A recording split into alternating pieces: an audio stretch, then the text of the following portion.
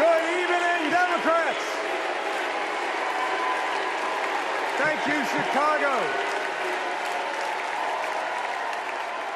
Here's a sentence I never thought I'd hear myself saying. I'm Pete Buttigieg, and you might recognize me from Fox News.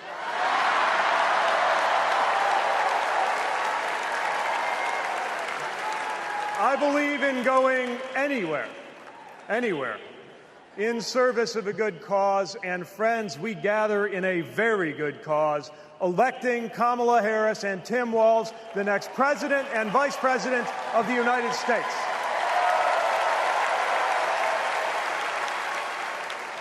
The choice could not be clearer. Donald Trump rants about law and order, as if he wasn't a convicted criminal running against a prosecutor. As if we were going to forget that crime was higher on his watch. Talks about the forgotten man, hoping we'll forget that the only economic promise that he actually kept was to cut taxes for the rich. And don't even get me started on his new running mate.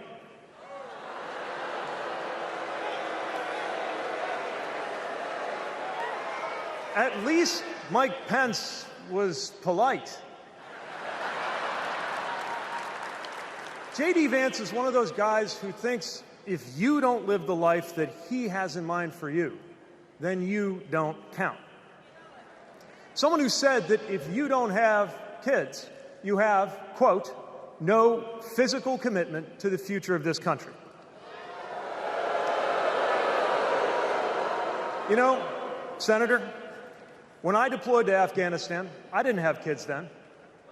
Many of the men and women who went outside the wire with me didn't have kids either. But let me tell you, our commitment to the future of this country was pretty damn physical.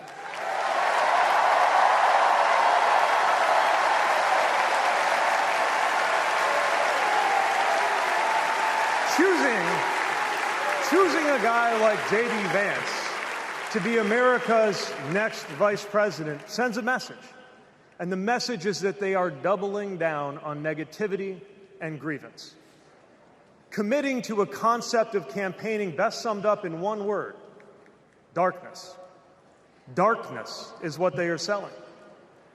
The thing is, I just don't believe that America today is in the market for darkness. I believe America is ready for a better kind of politics. Yes, politics at its worst can be ugly, crushing, demeaning, but it doesn't have to be. At its best, politics can be empowering, uplifting. It can even be a kind of soul craft. My faith teaches me that the world isn't made up of good people and bad people, but rather that each of us is capable of good and bad things. And I believe leaders matter because of what they bring out in each of us, the good or the bad. Right now, the other side is appealing to what is smallest within you. They're telling you that greatness comes from going back to the past. They're telling you that anyone different from you is a threat. They're telling you that your neighbor or nephew or daughter who disagrees with you politically isn't just wrong, but is now the enemy.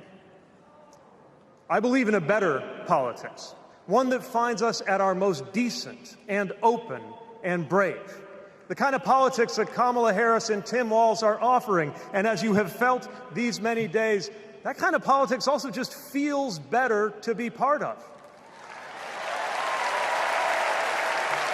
There is joy in it, as well as power. And if all of that sounds naive, let me insist that I have come to this view not by way of idealism, but by way of experience. Not just the experience of my unlikely career. Someone like me serving in Indiana, serving in Washington, serving in uniform. I'm thinking of something much more basic. I'm thinking of dinner time at our house in Michigan. when the dog is barking and the air fryer is beeping and the mac and cheese is boiling over, and it feels like all the political negotiating experience in the world is not enough for me to get our 3-year-old son and our 3-year-old daughter to just wash their hands and sit at the table. It's the part of our day when politics seems the most distant, and yet the makeup of our kitchen table, the existence of my family, is just one example of something that was literally impossible as recently as 25 years ago, when an anxious teenager growing up in Indiana wondered if he would ever find belonging in this world.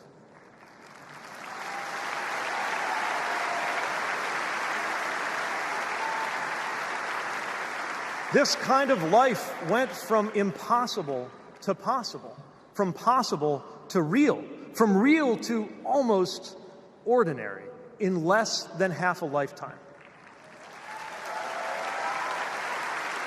But that didn't just happen. It was brought about through idealism and courage, through organizing and persuasion and storytelling, and yes, through politics, the right kind of politics, the kind of politics that can make an impossible dream into an everyday reality.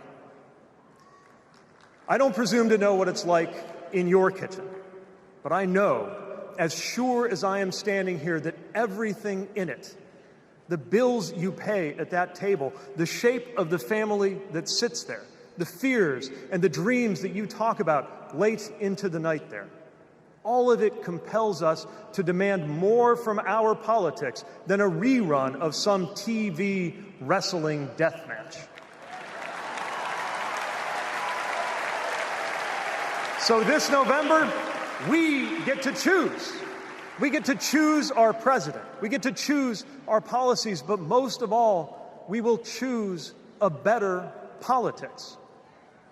A politics that calls us to our better selves and offers us a better everyday. That is what Kamala Harris and Tim Walz represents. That is what Democrats represent. That is what awaits us when America decides to end Trump's politics of darkness once and for all. That is what we choose when we embrace the leaders who are out there building bridges and reject the ones who are out there banning books. This is what we will work for every day to November and beyond. So let's go win this. Thank you, Democrats.